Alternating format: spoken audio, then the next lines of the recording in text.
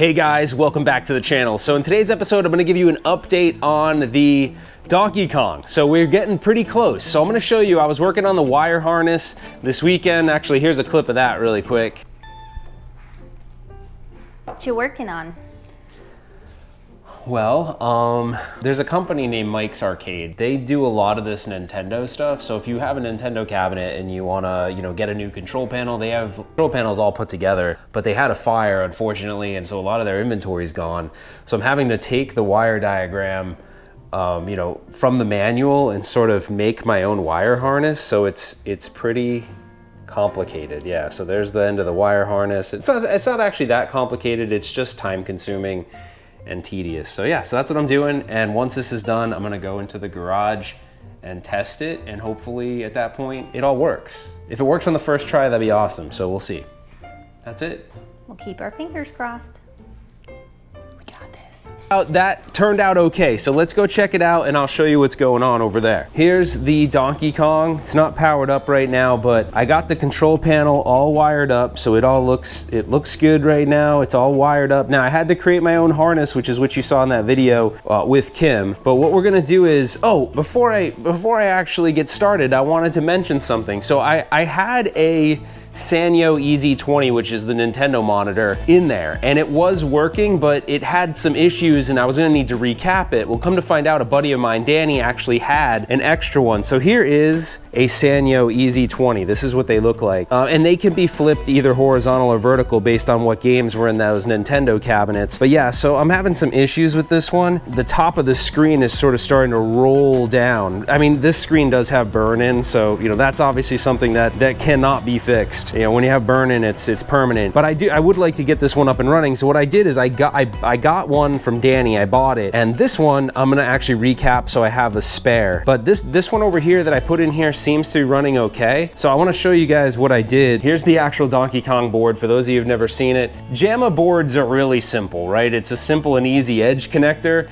This one is a little bit more complicated, as you can see. There's multiple connections to it, and there's some janky stuff going on because I had to build my own wire harness, as you saw earlier. But I learned a couple things that were interesting. So there's this board, there's an inverter board that's on these Sanyo EZ monitors. I'm gonna just show it to you really quick here. So here's an inverter board. Now, the interesting thing is, I wasn't sure, I'm new to these Nintendo cabinets for the most part. I've done that one restoration of the Versus Goonies. I'm not an expert by any stretch of the imagination, but there's these inverter boards, and these inverter boards, apparently you don't necessarily need to use these for all applications. Like if you're gonna use a non-Nintendo game on a Sanyo monitor, you can use one of these, but I don't need one. So what you've got here is the video connection runs straight to the monitor. So you can see it kind of runs around there and it goes into the monitor right over there. And on the Versus Unisystem, I had the inverter board mounted here. So it's not necessary in this setup. Now, what was interesting to me is to change sort of your red, blue, green, the gain on your red, blue, green, you had to do that on this board. But actually, when you're not using that board, you can see underneath the neck board, there's your actual adjustments or potentiometer adjustments for the color. Anyhow, so this is the Donkey Kong board. It's all wired up. And again, I got rid of the standard power supply that came with the Nintendo cabinet. I'm using a switcher. This isn't by all means not finished because I have to remove the Versus cage and get the Donkey Kong board mounted. But I also, because I don't have the ability to put this board in free play, Nintendo boards don't allow you to put them in free play. You actually have to insert credits in order to use them. So there's a company called High Score Saves, which creates a free play kit for these. But because I don't have that right now, and because the coins the coin acceptors aren't wired yet, I just put on this little switch so I can insert coins. So this is good. This is just for testing purposes. I'm gonna probably get the High Score Saves kit at the end of the day. So anyways, let's fire it up, see what we get. I'm gonna turn it on right here. You should hear a little sound effect from the game. So hopefully you heard that. We're gonna put the volume up a little bit. Now the volume adjustment on these Nintendo cabinets is interesting. It's on the back.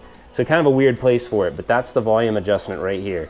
So we're just gonna put that up slightly and see, we'll try to press this coin button one more time. Okay, there you go. So I'm inserting credits that way. I'm gonna swing around the front so you can see what's going on here. Hold on, we're gonna shut the garage because you can't really see what's going on. It's gonna get dark in here. Are you scared of the dark? Okay, so it looks like our screen fired up. Let's see if my harness worked. So here's player 1. Nice. All right, so for right now, the monitor looks pretty good. The only issue I'm having is there's a slight waviness to the image. And I read that when that's happening, it's actually a filter cap that needs to be replaced. But if you look, it looks like the controls are all working. That's right and left. Jump works. Let's see if I go up. Yep. So everything is working great. I'm playing with one hand as I film, so. Let's see.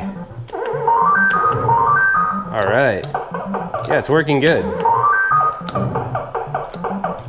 Okay, obviously I can't really play with one hand, but I feel like it's working pretty good. Okay, let's give it a quick playthrough and see how it works. So there, I hit the first player button, and I actually surprisingly got the wiring harness right the first time. I referenced the PCB manual so I could make sure everything was wired correctly.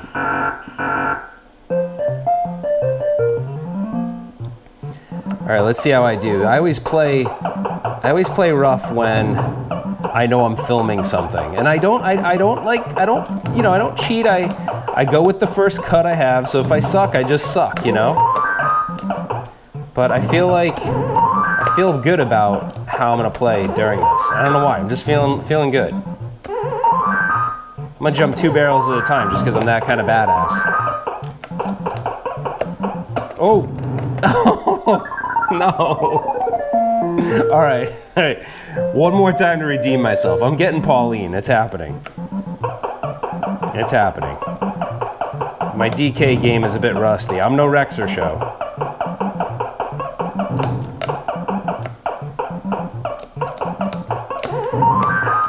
See that backwards jump? That's pretty cool, right? That's pretty badass. No! I refuse.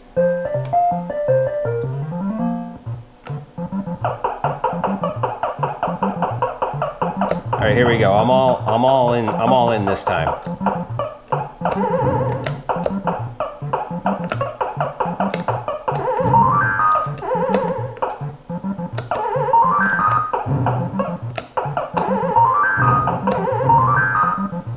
All right, we're getting up there.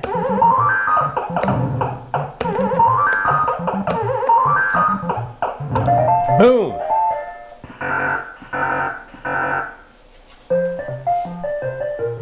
Alright guys, it's final thoughts time. So what do I think about this Donkey Kong arcade cabinet project so far? So far it's working out really well. I gotta thank the Rexer show for giving me the actual PCBs to run the game, so we're gonna figure out, you know, cost on all that stuff. But anyways, I really do appreciate him coming through on that, because these boards are a lot harder to come by nowadays. You know, you can find them, but this was a known working one, so it's great. So I got that. It's unfortunate that Mike's Arcade had a fire, because they are so they're such a big contributor to Donkey Kong, well, Nintendo cabinet restorations as a whole. So if you have parts that you need for different arcade projects, try to go to Mike's Arcade right now and buy from them. They had that fire, they're replenishing stock, but anything you can do to support them would be really helpful. And I hope that they're back and running full steam ahead pretty soon here. They do have some inventory, but just not as much as they did before. So I had to build that wire harness myself. You know, luckily it worked on the first try. Like, that never happens, so that's really cool. So I'm overall really excited. And then someone happened to have a Sanyo Easy monitor for me. So I mean, like, all these things are just falling into place. That doesn't often happen, so I'm super grateful for that. And I'm so excited because this Donkey Kong will absolutely be going in my house once I'm done cleaning it up, putting the artwork on and stuff like that. This cabinet's gonna have the patina look, so I'm not going and doing a full restore on the sides.